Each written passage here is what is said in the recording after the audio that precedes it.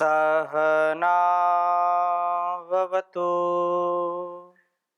सहनौ भुनक्तु सह वीर्यं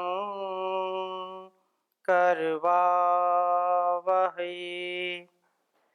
तेजस्विनावधीतमस्तु मा विद्विषावहै।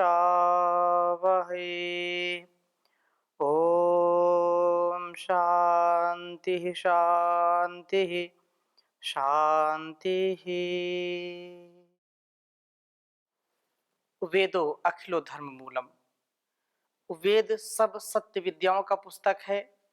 वेद का पढ़ना, पढ़ाना, सुनना, सुनाना तथा आचरण में लाना हम सबका परम कर्तव्य है। वेद के अनुकूल आचरण करने वाले व्यक्ति सदा सर्वदा सर्वत्र अपने कर्तव्यों से बंधे रहते हैं। जो अपने कर्तव्य से बंधा रहता है वह व्यक्ति कभी भी निराश नहीं होता, कभी हताश नहीं होता, कभी दुखी नहीं होता है, क्योंकि कर्तव्य के पालन में अनेक प्रकार की कठिनाइयां आती हैं। जो कर्तव्यनिष्ठ होते हैं वे उन कठिनाइयों को बहुत ही सरलता से पार कर जाते हैं, परंतु जो छोटे छोटे स्वार्थों में बंधे होते हैं, जिनके लिए यह जीवन केवल क्षणिक सुख के लिए होता है, अर्थात विषय वासनाओं से जो ग्रसित लोग होते हैं वे हर पल हर क्षण अपने को दुखी करते हैं, अपने अस्तित्व को न समझ करके, अपने व्यक्तित्व को न समझ करके ऐसे अंधकार की ओर प्रवृत्त हो जाते हैं जहां पर उनको केवल निराशा ही हाथ लगती है। अतः जो श्रेष्ठ ज्ञानी होते हैं, विद्वान होते हैं, धीर गंभीर होते हैं, वे कभी भी बिना विचारे कोई कार्य नहीं करते और उस परम पिता परमेश्वर की प्राप्ति के लिए अपने मन पर, अपनी वाणी पर, अपनी इंद्रियों पर सदा वशीकरण रखते हैं, अर्थात उसके वश में न आकर के उसको वश में करने का प्रयास करते हैं। तो हमारा कर्तव्य यही है कि हम इस जीवन को बहुत सुंदरता से जिएं। बहुत ही सुंदर वेद मंत्र है। 161वें सूक्त के तीसरे मंत्र को हम आपके सामने रखेंगे, जहां पर कर्तव्य निर्देश दिया गया है। कर्तव्य कैसा होना चाहिए इसके विषय में चर्चा की है। बहुत ही सुंदर मंत्र है। मैं पहले इसको लिख देता हूं, फिर चर्चा करता हूं आपके समक्ष। ओम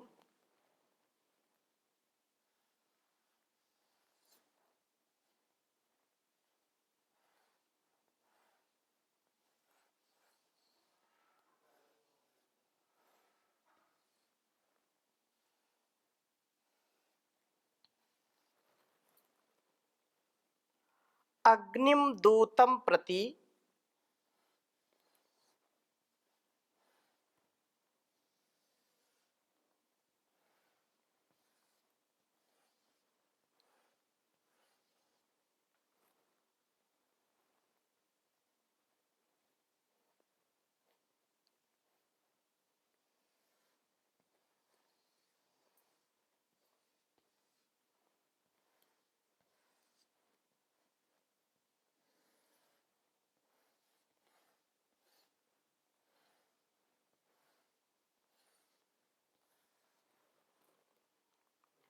यदब्रवीतनाश्वः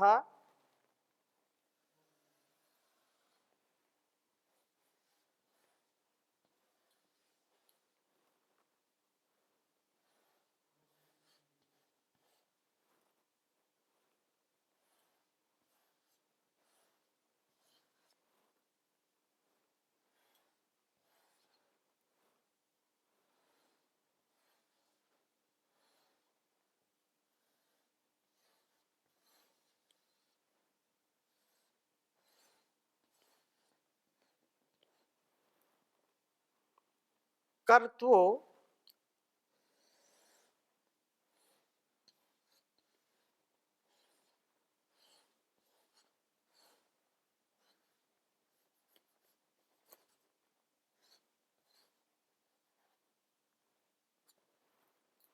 कर्तो रथा उतेह कर्तवः।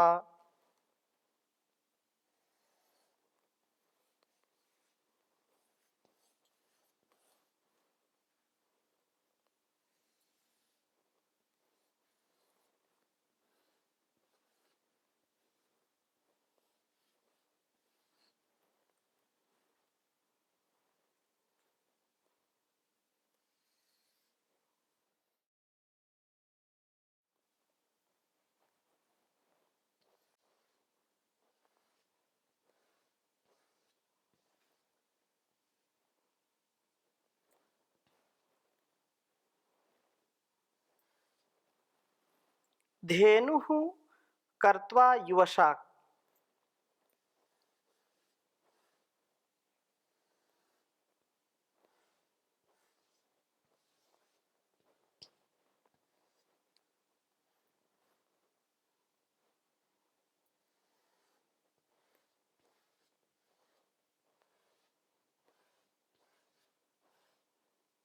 धेनुः कर्त्वा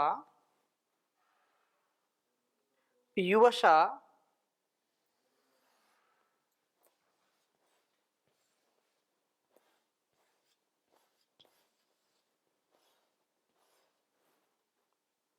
कर्त्वा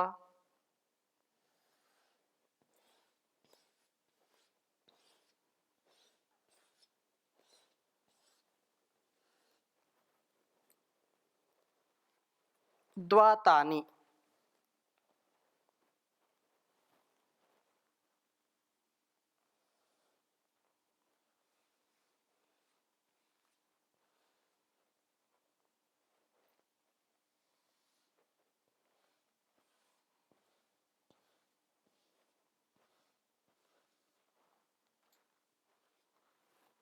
द्वातानि भ्रातरनु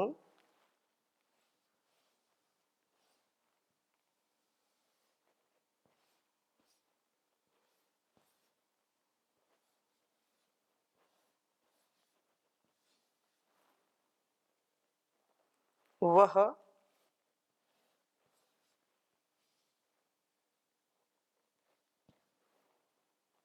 कृत्वेमसि।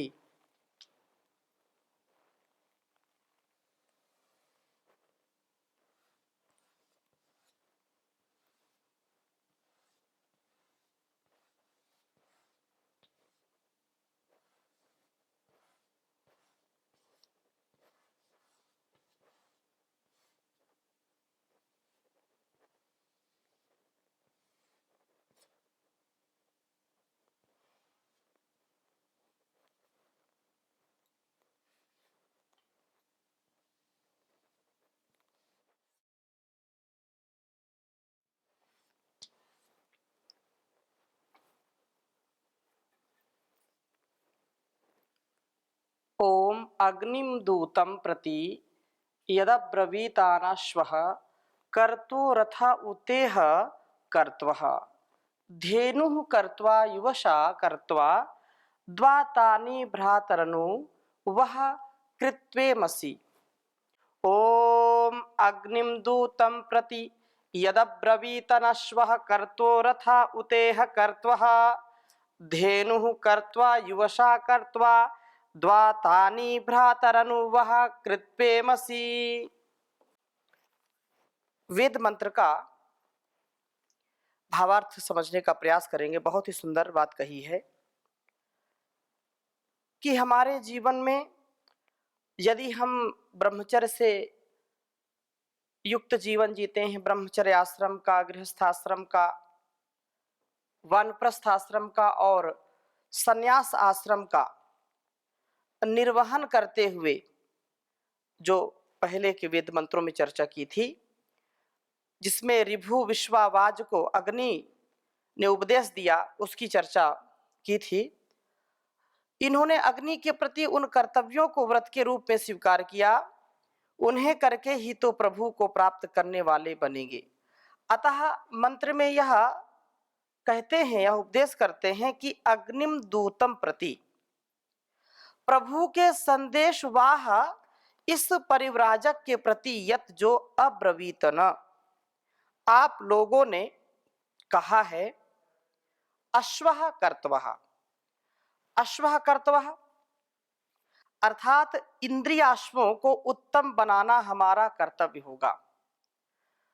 दूसरी बात, उत और इह, इस जीवन में रथा कर्तवः, इस शरीर रथ को न टूटने देना, स्वस्थ रखना ही हमारा कर्तव्य होगा।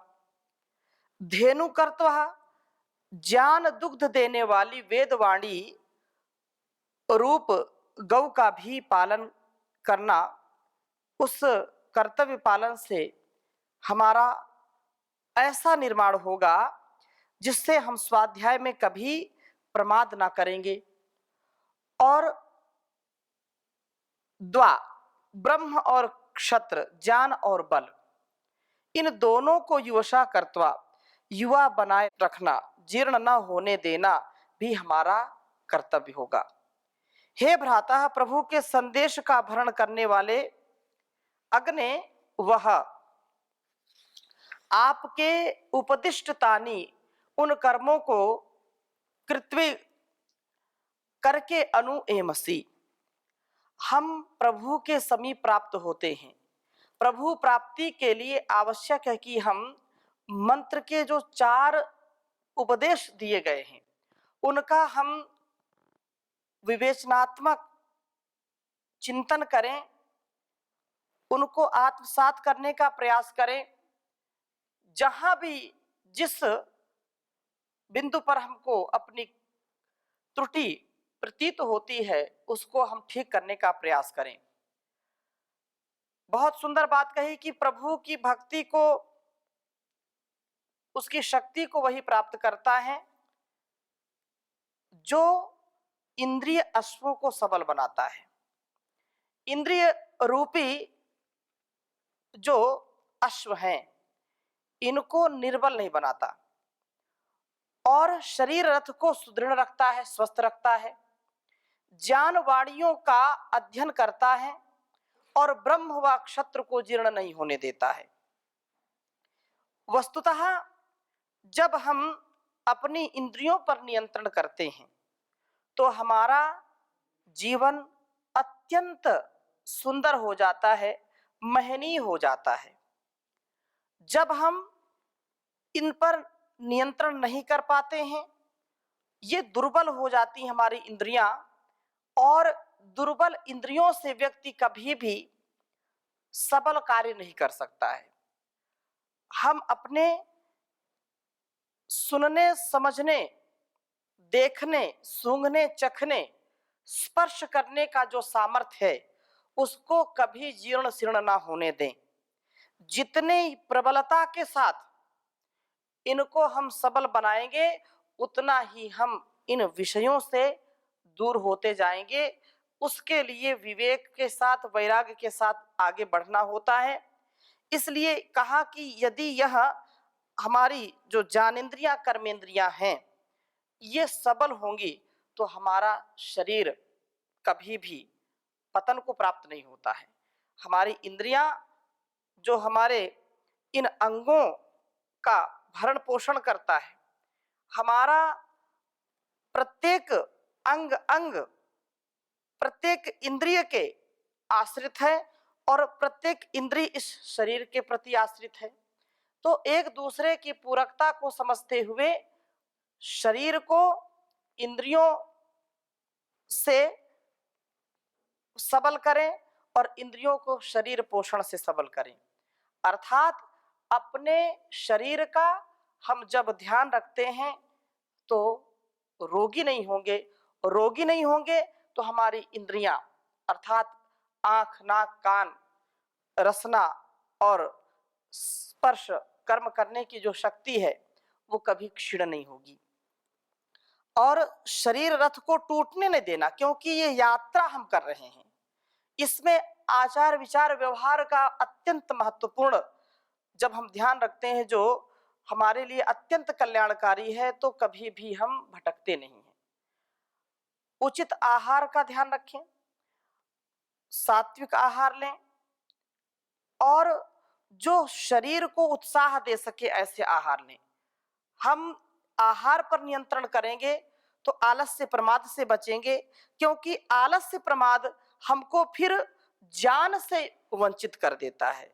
जितना आलस्य आएगा, फिर जो इसमें बात कही है तीसरी बात कि ज्ञान दुग्ध देने वाली वेदवाणी रूप जो गौ है उसका पालन करना, यह हमारा कर्तव्य होगा। हम स्वाध्याय में कभी प्रमाद नहीं करेंगे यदि हम सुपाच्य भोजन करेंगे, हल्का भोजन करेंगे और प्राणायाम योग के माध्यम से अपने इंद्रियों पर नियंत्रण करेंगे।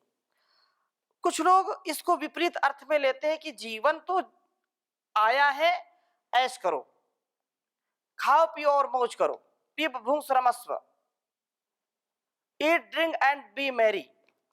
ये जो भावना लोगों की है ये ठीक नहीं है। लोग छोटी छोटी बातों में बड़ा तर्क देते हैं। एक बड़ा तर्कशील व्यक्ति बोले डॉक्टर के पास गया, डॉक्टर ने कहा क्या बात है भाई? उन्होंने कहा कि क्या बताएं, पेट गड़बड़ रहता है। पेट गड़बड़ रहता है? अच्छा, कब से? बताया।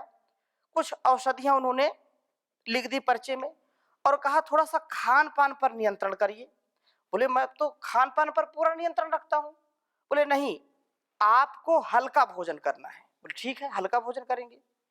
घर में आया, पूरे रास्ते चिंतन करता हल्का भोजन क्या हो सकता है, हल्का भोजन क्या हो सकता है, हल्का भोजन क्या हो सकता है।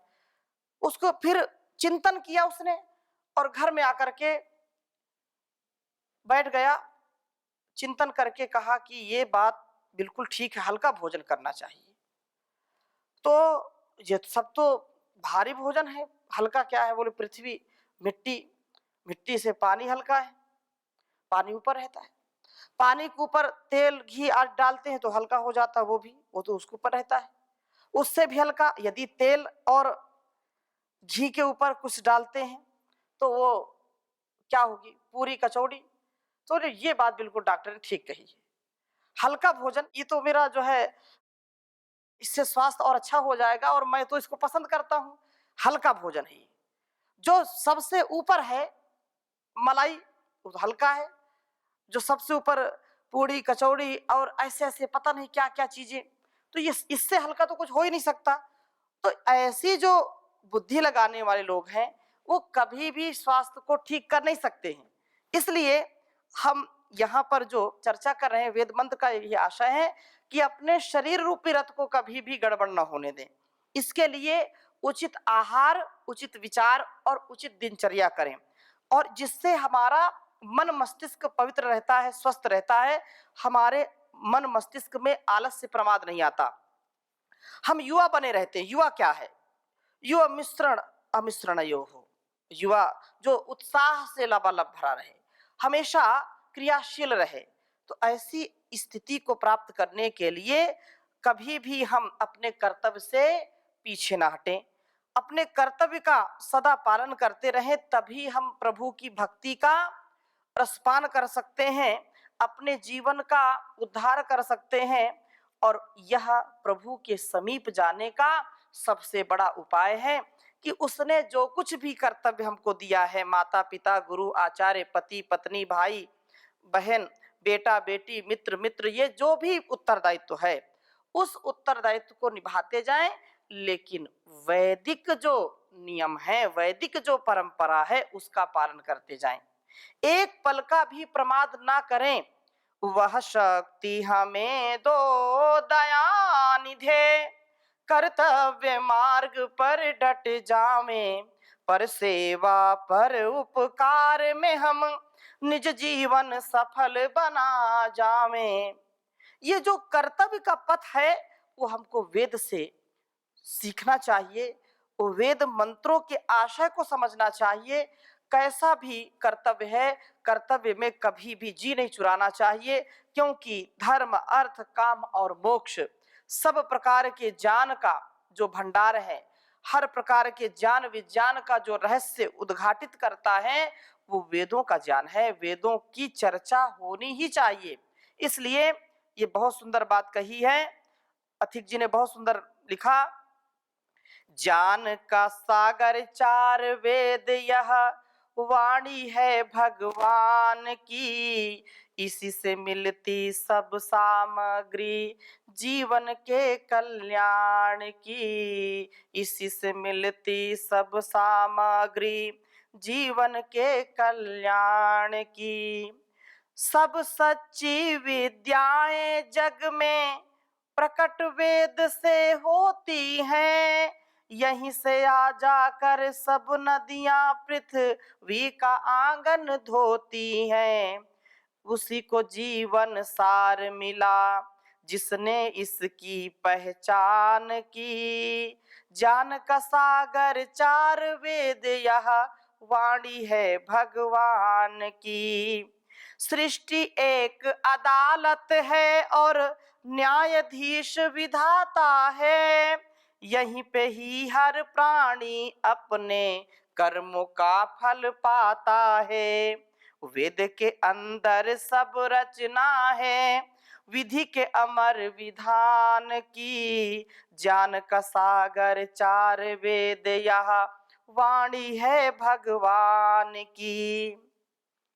वेद का पढ़ना और पढ़ाना परम धर्म कहलाता है, सुनना और सुनाना भी कर्तव्य बताया जाता है।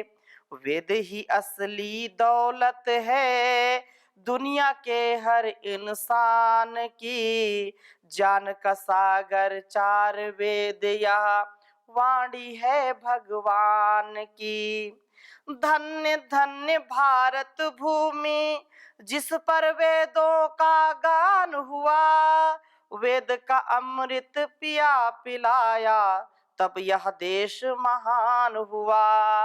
अधिक पुण्य भूमि है यह तो ऋषियों की संतान की, ज्ञान का सागर चार वेद यह वाणी है भगवान की, इसी से मिलती सब सामग्री जीवन के कल्याण की। ज्ञान का सागर चार वेद यह वाणी है भगवान की, इसी से मिलती सब सामग्री जीवन के कल्याण की। तो वेद मंत्र का जो आशय है कि जीवन के कल्याण के लिए हमको अपनी इंद्रियों पर पूरा नियंत्रण रखना चाहिए, पहली बात। दूसरी बात यह है कि इस नियंत्रण के बाद हमारा जो कार्य है उस कार्य के लिए जो ज्ञान की आवश्यकता है, उस ज्ञान के लिए भी हम सदा सर्वदा उत्तमता से अपने इस शरीर को सबल बनाए, शक्तिशाली बनाए। ज्ञान जैसा है कि ये आहार नहीं लेना, ऐसा कार्य नहीं करना, तो कभी भी नहीं करना चाहिए। कुछ लोग हठ में दुराग्रह में करते रहते हैं और फिर शरीर को नष्ट कर लेते हैं। इसलिए हम प्रमाद न करें, शरीर हमारा ठीक रहेगा तो मन मस्तिष्क भी ठीक रहेगा और हम वेद के इस ज्ञान को आत्मसात कर पाएंगे। वेद के ज्ञान के साथ साथ हम अपने आप को इतना प्रकाशित करेंगे कि हमारा एक एक कर्तव्य तेजस्विता से परिपूर्ण होगा। हम मानवता के काम में आएंगे। सृष्टि की जो उत्पत्ति ईश्वर ने की है, हम अपनी दृष्टि ऐसी रखेंगे कि सब में उस ईश्वर का दर्शन करें और अपने जीवन का और इस जग का कल्याण करें। तो इन्हीं शुभकामनाओं के साथ आज की कक्षा को यहीं पर विराम देते हैं। शेष चर्चा नए मंत्र के साथ अगली कक्षा में करेंगे। ओम शांति शांति शांति।